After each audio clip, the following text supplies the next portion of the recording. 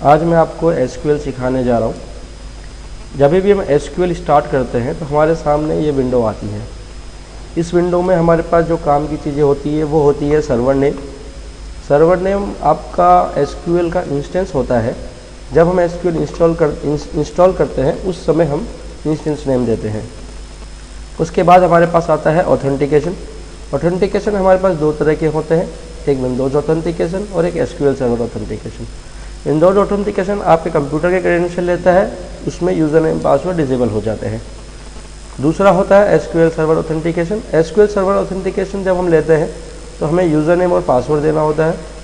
By default हमारा user name ऐसे होता है, ऐसे का मतलब होता है सिस्टम एडमिनिस्ट्रेटर, और उसका पासवर्ड जब हम एसक्यूएल इंस्टॉल करते हैं उस समय हम लोग देते हैं।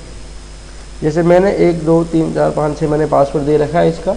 उसके बाद हम लोग एसक्यूएल कनेक्ट करते हैं। जैसे ही आप एसक्यूएल कनेक्ट करोगे आपके सामने ये विंडो आ जाएगा। यहाँ पे आप देखिए ये फाइल मेनू है, ये टूल बार है, ये आपका ऑब्जेक्ट एक्सप्लोरर है।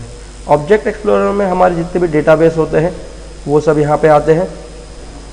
ये जो आप स्क्रीन देख रहे हैं यहाँ पे हम लोग क्वेरी लिख के हमारे जितने भी एसक्यूएल के कमांड हैं वो हम यहाँ से करेंगे। तो सबसे पहले जो कमांड हम करने जा रहे हैं वो हम लोग बनाएंगे हमारा खुद का डेटाबेस। हमारा खुद का डेटाबेस बनाने के लिए जो हम लोग कमांड यूज़ में लेते हैं वो कमांड है क्रिएट डेटाबेस। आपका डीबी का नेम सपोज कीजिए मैंने दे रखा है db_test। मैंने एक डेटाबेस बनाया।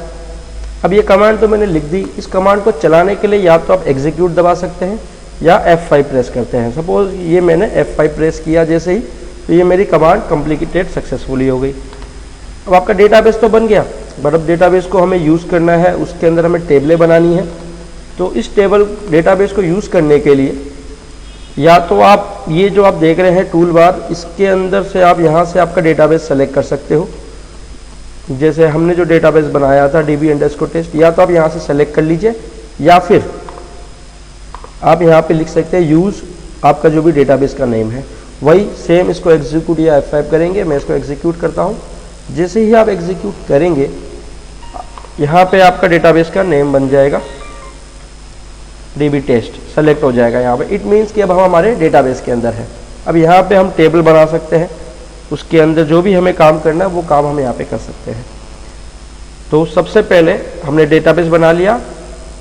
अब हम बनाएंगे हमारी टेबल्स। टेबल बनाने के लिए